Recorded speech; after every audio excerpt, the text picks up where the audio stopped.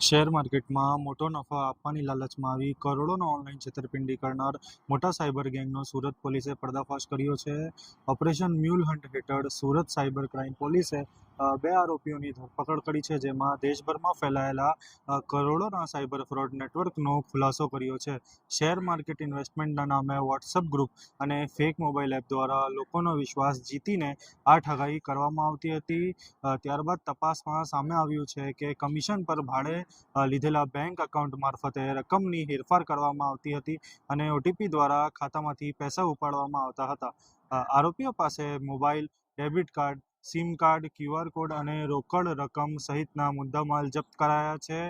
દેશના 12 રાજ્યોમાં અંદાજે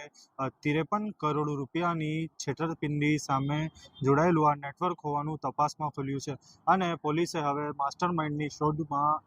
લાગી ગઈ છે. સુરત પોલીસની એક કડક અપીલ છે કે શેર માર્કેટમાં ગેરંટી નફાની લાલચમાં આવી પોતાના મહેનતના જે કમાણી છે તે જોખમમાં ન મૂકો. 12/12/2025 ના રોજ એક NCCRP કમ્પ્લેન્ટ સુરત શહેરમાં દાખલ થયેલ હતી, જેમાં 30 લાખનું ઇન્વેસ્ટમેન્ટ ફ્રોડ કરવામાં આવેલ હતું. આ કમ્પ્લેન્ટની નોંધ અમે લોકો તરત જ લઈને પછી ACP Shweta Daniels, PI NR Patel અને PC હાર્દિકભાઈ પરમાર આ ત્રણેયની ટીમ મળીને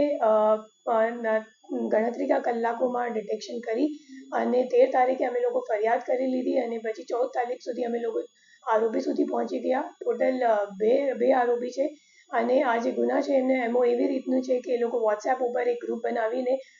લોભ લાલચ આપી ફરિયાદીને કે તમે જો સ્ટોક માર્કેટમાં ઇન્વેસ્ટ કરો તો તમને વધારો નફો મળશે. તો આ મુજબ લોભ લાલચ જ્યારે આપી તો ફરિયાદીએ અગાઉ થોડુંક ઇન્વેસ્ટમેન્ટ કરી પછી એમને જ્યારે વિડ્રોવલ માટે પૂછ્યું તો 3 લાખ સુધીનું વિડ્રોવલ સામેવાળાએ કરી દીધું. તો એમને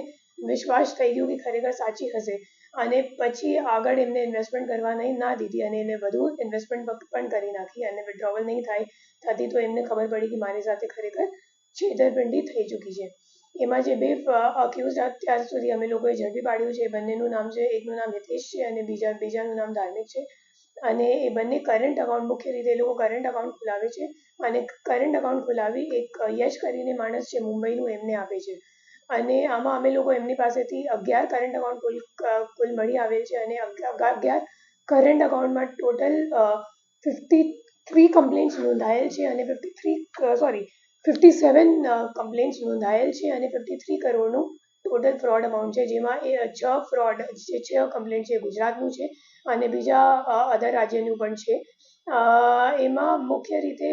અમે લોકોને જોવા મળ્યું કે જે આરોપીઓ છે એમના ફોન ઉપર એક ચાઇનીઝ એપ પણ છે. એ જે ચાઇનીઝ એપ છે એ એક APK ફાઇલ જેવું છે અને એ લોકો શું કરે કે કરંટ અકાઉન્ટ ખોલાવવા માટે જે કંઈક અકાઉન્ટ હોલ્ડર હોય અને એનો નંબર એ લોકો જ્યારે એડ કરે, મતલબ અકાઉન્ટમાં લિંક કરે તો એ લિંક્ડ મોબાઈલ નંબર ઉપર એ લોકો આ APK ફાઇલ ડાઉનલોડ કરીને પછી જે OTP આવે નેટ બેન્કિંગ યુઝ કરવા માટે એ તરત જ ઓટોમેટિક રીડિરેક્ટ થઈ જાય એવી રીતે એક ચાઇનીઝ એપ એ લોકો યુઝ કરે છે અને એક નવી રીતની એમાં આ કામમાં સામે આવી છે, જેમાં ફક્ત એ લોકો વિક્ટિમ્સ નહીં બટ પોતાના જે ગેંગના લોકો છે એમને પણ એ લોકો એવી રીતની એપ ડાઉનલોડ કરાવીને OTP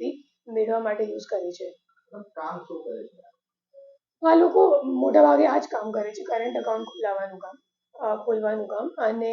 અત્યારે એ લોકોનું આગળનું પ્લાન એવું હતું કે કરંટ અકાઉન્ટમાં શું છે, અગર એક સાથ ઘણી બધી અગર ફરિયાદો લોન્ચ થઈ જાય, NCCRP કમ્પ્લેન્ટ થઈ જાય તો પછી અકાઉન્ટો ફ્રીઝ થઈ જાય. તો આગળનું એમનું પ્લાન હતું કે હવે અમે લોકો એક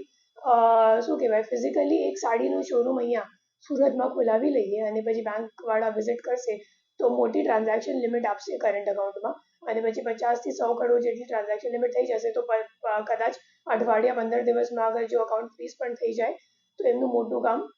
થઈ જશે વધારે અગર ટ્રાન્ઝેક્શન લિમિટ મળશે તો. મેડમ આ લોકોએ કેટલા લોકોને અત્યાર સુધી ભોગ બનાવ્યા છે અંદાજે? અમે લોકોને અત્યાર સુધીમાં 57 ફરિયાદો મળી ગઈ છે અને ફક્ત 11 અકાઉન્ટની વાત કરું છું અને એ લોકો આ કામમાં લાંબા સમયથી જોડાયેલ છે અને જે મુખ્ય બે આરોપી છે એ લોકો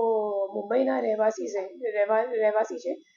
બશીર અને યશ. અને આ આરોપીઓ પાસેથી અમે લોકોને 1.5 લાખ જેટલા કેશ પણ મળી આવેલ છે, સાથે સાથે રબર સ્ટેમ્પ અને કરંટ અકાઉન્ટ ખોલાવવા માટે જે ભાડા કરારની જરૂરિયાત હોય, રજિસ્ટ્રેશન સર્ટિફિકેટ હોય ઉદ્યમનું, પછી ચેકબુક્સ અને કિટ્સ અને QR કોડ્સ આ બધી વસ્તુઓ અમે લોકોને આરોપી પાસેથી મળી આવેલ છે. મેમ જે રીતે ચાઇના એપ એ લોકોએ ડાઉનલોડ કરી છે તો ચાઇનામાં પણ એ લોકો કોઈ ટ્રાન્ઝેક્શન કરતા કે ચાઇનામાં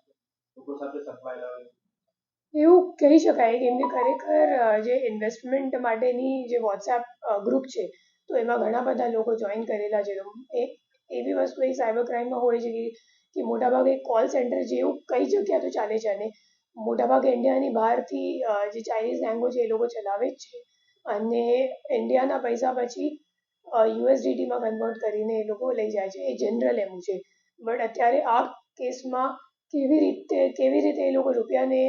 બહાર લઈ જ આવે છે એ જોવાનું બાકી છે.